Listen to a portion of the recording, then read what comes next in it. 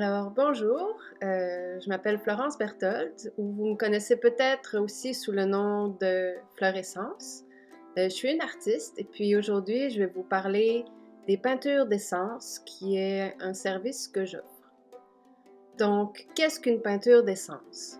C'est une peinture qui est faite de l'âme à l'âme. C'est une peinture qui est faite intuitivement, mais c'est important de faire une distinction entre les autres types de peintures intuitives parce que souvent une peinture intuitive, c'est quelque chose qu'on va faire depuis le centre de nos émotions. On peut aller dans l'inconscient, essayer de l'exprimer, ou ça peut être simplement une impression qu'on a. Par contre, la peinture d'essence, elle est faite intuitivement, mais c'est vraiment comme une sorte de message qui vient de l'âme. Donc, les émotions sont pas du tout prises en compte. C'est pas une peinture où je vais aller y mettre mon ego ou ma personnalité ou une impression que j'aurais, parce que souvent, c'est des peintures que je vais faire avec des personnes. Donc, ce ne sera pas l'impression que j'ai de cette personne-là.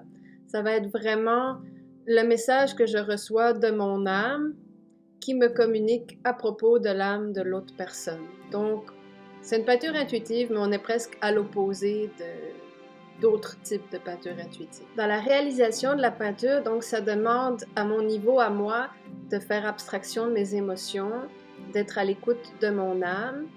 Et donc, cela, ça va se faire sans jugement. Donc, peu importe les images que je reçois, les instructions que je reçois, il faut que je fasse abstraction de mon propre esprit critique, puis que je fasse vraiment confiance au processus. C'est d'avoir vraiment une grande foi que même si ça peut ne pas avoir de sens, les instructions que je reçois, qu'au bout du compte, le résultat, lui, il a un sens. Jusqu'à maintenant, mon processus m'a montré qu'il y a quelque chose de magique qui se passe. C'est pas rationnel, ça s'explique pas, mais c'est là. La peinture d'essence, elle va répondre à une intention qui est formulée avant de faire la peinture. Donc, comme c'est un outil de travail, on peut aller choisir de peindre une intention de quelque chose sur lequel on a envie de méditer. Donc, par exemple, on peut choisir une idée comme l'amour divin ou la joie inconditionnelle. Et donc, on va faire une peinture sur cette idée-là et le résultat va être ce qu'on va utiliser comme base pour la méditation. Et quand je fais une peinture d'essence avec une personne présente dans le studio, personnellement, mon expérience m'a montré qu'il ne fallait pas vraiment que je mette une intention précise dessus. Donc, ce que je vais demander, c'est simplement que ce qui doit y être s'y trouve. Et puis, la personne, elle, dans son fort intérieur, elle peut formuler quelque chose. Mais c'est vraiment important qu'elle garde une ouverture à ce qui pourrait se produire. Parce que des fois, on peut avoir une image préconçue de quelque chose, comme on pourrait dire, je sais pas, moi, pour moi, l'amour, on pourrait avoir l'idée d'une forme de cœur. Mais c'est une peinture abstraite qui est faite. Donc, c'est pas parce qu'il n'y a pas une forme de cœur qui apparaît qu'on parle pas d'amour. Donc, il faut vraiment garder une ouverture à ce niveau-là. Et si on met une intention, il faut essayer de ne pas y mettre une rigidité autour, parce qu'il n'y a que l'âme qui a vraiment la sagesse de savoir ce qui doit s'y trouver, plus que ce qu'on connaît déjà. Donc on peut se demander, pourquoi est-ce que je ferais faire ma peinture d'essence? Moi, je le vois d'abord comme un outil de travail personnel. Donc, c'est un peu un cadeau qu'on se fait à soi-même de faire une peinture d'essence parce que c'est une sorte de portrait abstrait de où vous vous situez en ce moment. Donc, ça va être une peinture qui va pouvoir vous accompagner dans votre cheminement. Et puis, dans l'optique où vous metteriez une intention, c'est sûr qu'à ce moment-là, ça devient vraiment un outil qui va vous aider à concrétiser cette intention-là. Aussi, il y a une sorte de phénomène un peu particulier. Il y a des gens qui m'ont posé la question parce que, d'abord, on a comme l'idée d'être un modèle pour la peinture. Donc, on m'a demandé est-ce que je reste habillée ou comme ça. Donc, oui, vous restez complètement habillée et dans le processus, je vais probablement pas beaucoup vous porter d'attention parce que c'est vraiment intérieur. Moi, je reçois des informations, je peins, donc je vais pas regarder souvent dans votre direction. Pourtant, j'ai eu plusieurs témoignages qui sont revenus avec cette idée de c'est quelque chose de très intime. parce que on a vraiment une connexion d'âme à âme et ben, ça peut être quelque chose qui est un peu inhabituel ou particulier à vivre. Donc juste pour ça, c'est une expérience qui est unique à vivre. Et de la même manière que c'est une création qui est faite par l'âme, je vous dirais que si vous ressentez l'appel d'avoir ce genre de peinture, ben c'est que c'est pour vous. Donc c'est pas vraiment plus compliqué que ça. Donc c'est une peinture abstraite. Et puis, ben, on peut toujours se poser la question, oui, mais si j'aime pas le résultat de ce qui apparaît dans la toile, c'est quelque chose qui peut se produire. L'année dernière, tout au cours de 2019, ben, j'ai fait l'expérience pour bien comprendre qu'est-ce qui se passait quand je faisais ce type de peinture. Donc, j'ai eu beaucoup de volontaires qui sont venus dans mon studio, souvent des personnes que je n'avais jamais vues auparavant. Et donc, on a fait ce processus de peinture, je leur ai posé des questions. Et dans la majorité des cas, les gens ont vraiment aimé l'œuvre produite. Ils se reconnaissaient dedans malgré le côté abstrait d'une manière ou d'une autre.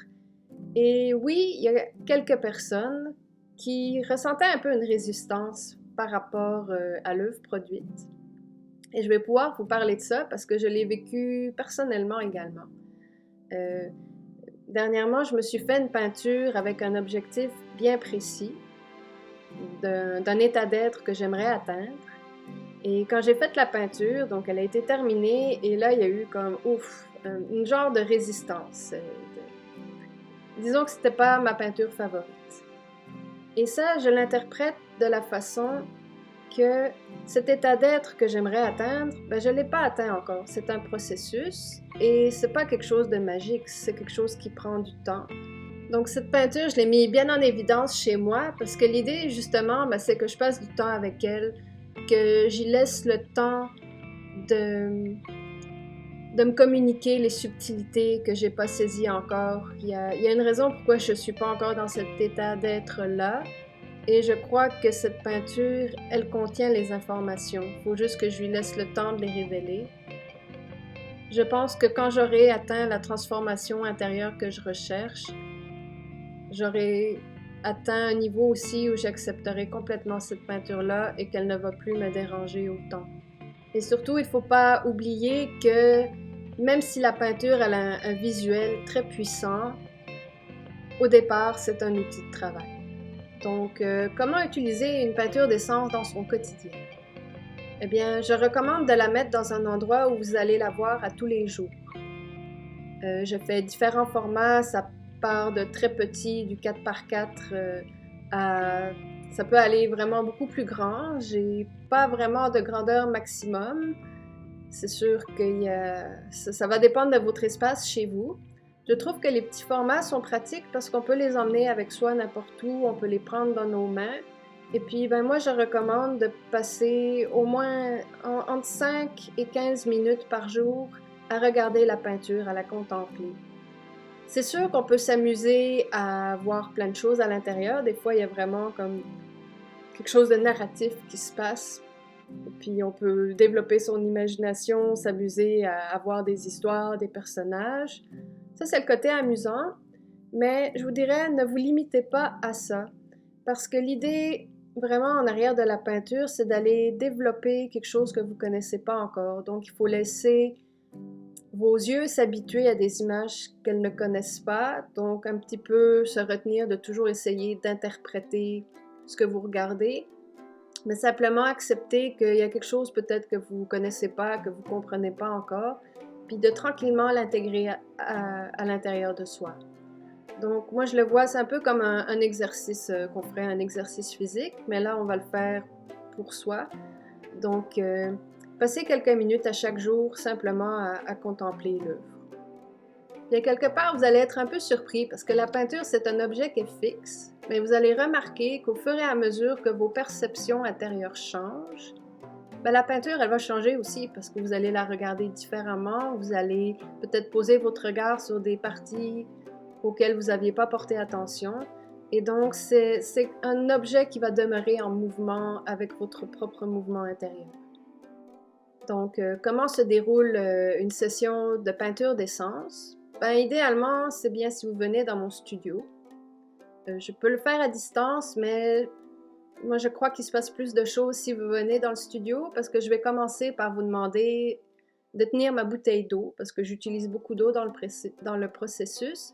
Et bon, il a été reconnu que l'eau enregistre les vibrations qu'on lui donne. Donc, idéalement, moi, j'aimerais y mettre vos vibrations plutôt que les miennes. Ensuite, selon la grandeur que vous choisirez, ça prend entre 40 minutes et 1 heure et demie à réaliser la peinture. Pendant ce temps-là, eh bien, je vous conseille d'être en méditation, mais vous pouvez être une méditation avec les yeux ouverts aussi. Vous pouvez complètement regarder le processus se produire. En fait, il y a des gens qui ont vraiment beaucoup aimé.